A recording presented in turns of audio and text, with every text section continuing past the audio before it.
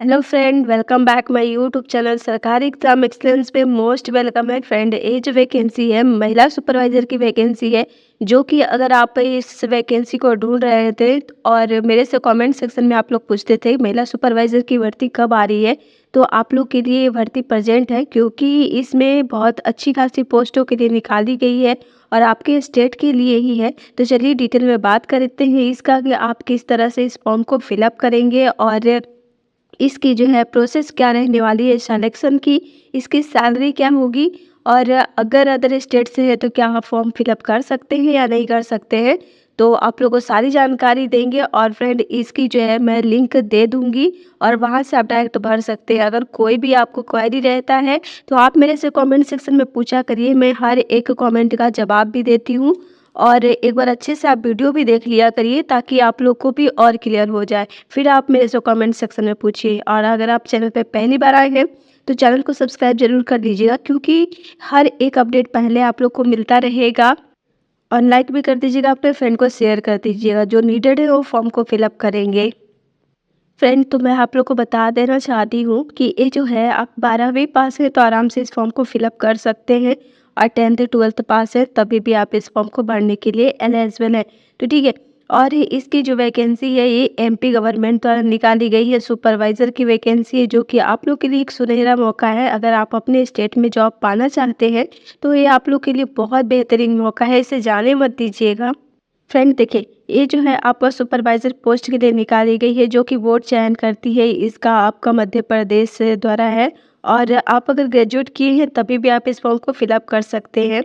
देखिए, महिला एवं बाल विकास द्वारा निकाला गया है, जो कि ये पर्टिकुलर मध्य प्रदेश के लिए है। तो इसमें क्वेश्चन ये भी उठता है, अदर स्टूडेंट करेंगे कि अगर मैं दूसरे स्टेट से हूँ तो फॉर्म फिलअप कर सकते हैं नहीं कर सकते हैं। तो मैं आप लोग को आगे बताऊंगी कि आप अगर फॉर्म भी फिलअप करेंगे तो आपके लिए क्या ज़रूरी है। तो आप लास्ट तक देखिए ताकि मैं स्टेप बाय स्टेप बताते चल जाऊंगी, आप लोग को और क्लियर होते चल जाएगा। ठीक है। ये आंगनबाड़ी सुपरवाइज़र के लिए ही है और इसका जो है नोटिफिकेशन जो है उपलब्ध हो चुका है, जो कि मैं आप लोग को दे दूंगी। आप एक बार जरूर चेक कर लीजिएगा किस तरह से आप भरेंगे और क्या करेंगे। ठीक है। उम्र सीमा की बात कर लेते हैं, तो उम्र सीमा 18 से आपका 40 वर्ष है। 18 से सॉरी, यहाँ 60 वर्ष तक लिखा गया है। ये 60 वर्ष किस तरह से है मैं आप लोग को और बता देती हूँ। जैसे छूट दिया गया है, ठीक है, जनरल के लिए आप लोग को ये रहेगा, जो कि जो रहता है नॉर्मल वो रहेगा। और फिर इसमें इंक्लूड किया गया है ओबीसी, एसटी, एससी और पीएच के लिए, ये सारा इंक्लूड करके बताया गया है। और हाँ, यहाँ पर अगर आप रिटायर्ड पर्सन है तभी भी आप भर सकते हैं। रिटायर्ड में आप लोगों को लगेगा, जैसे आप लोग अगर किए हैं तो उसका सर्टिफिकेट आपको लगाना बहुत ज़रूरी है। और ये आपकी ही ग्राम पंचायत है और फिर आपके स्टेट में तहसील में आप लोग के लिए उपलब्ध है जॉब। ठीक है। और आप अपने ही वहाँ से जाकर फॉर्म फिलअप कर सकते हैं।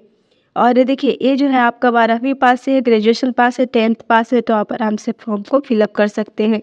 और इसकी जो है गवर्नमेंट जॉब है, ना कि आप लोग को प्राइवेट जॉब है और ना ही कॉन्ट्रैक्ट बेस पे है कि आप लोग को इतने दिन में निकाल दिया जाएगा।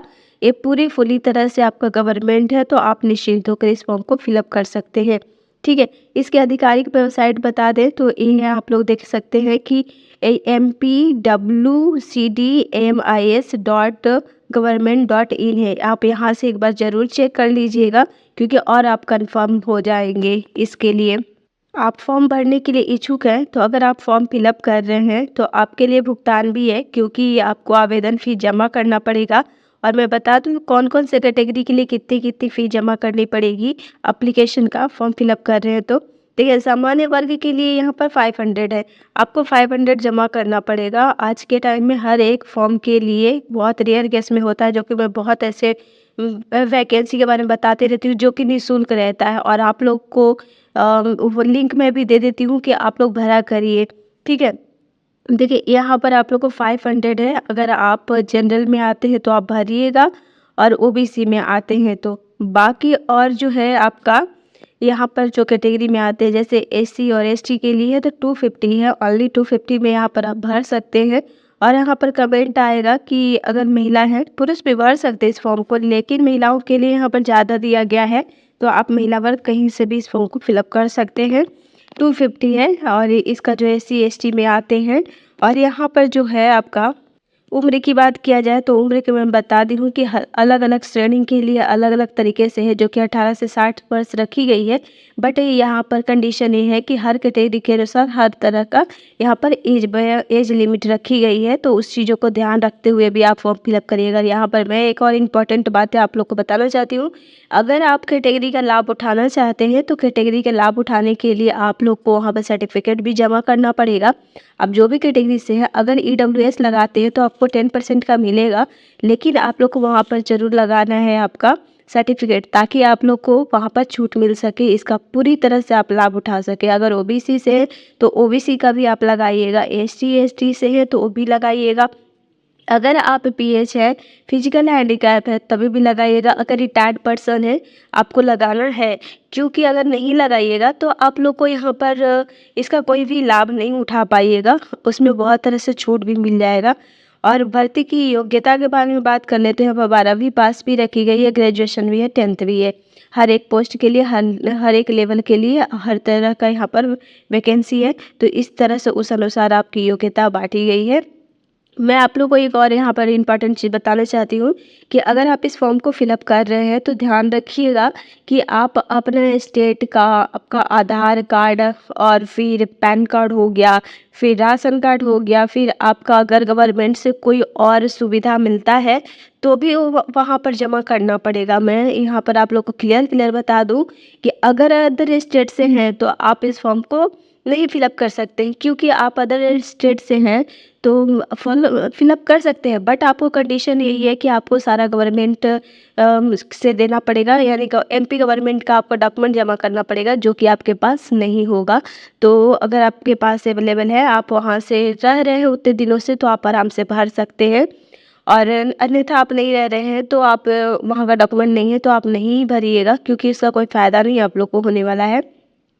ठीक है, और ये सारा कुछ आपको जमा करना पड़ेगा, तभी आप लोग इसका बेनिफिट उठा पाएंगे।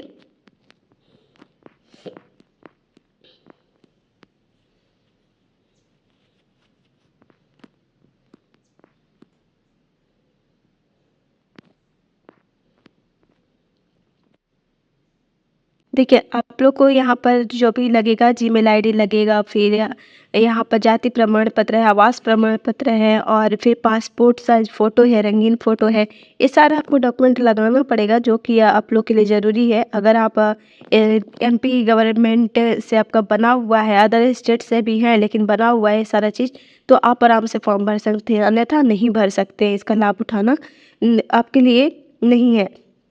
ठीक है, और ये सब तैयार रखना पड़ेगा, जो कि आप लोग को यहाँ पर ज़रूरी है। चयन प्रक्रिया की हम बात कर लेते हैं, तो चयन प्रक्रिया आपको किस तरह से करवाई जाएगी उस पे भी बात करते हैं।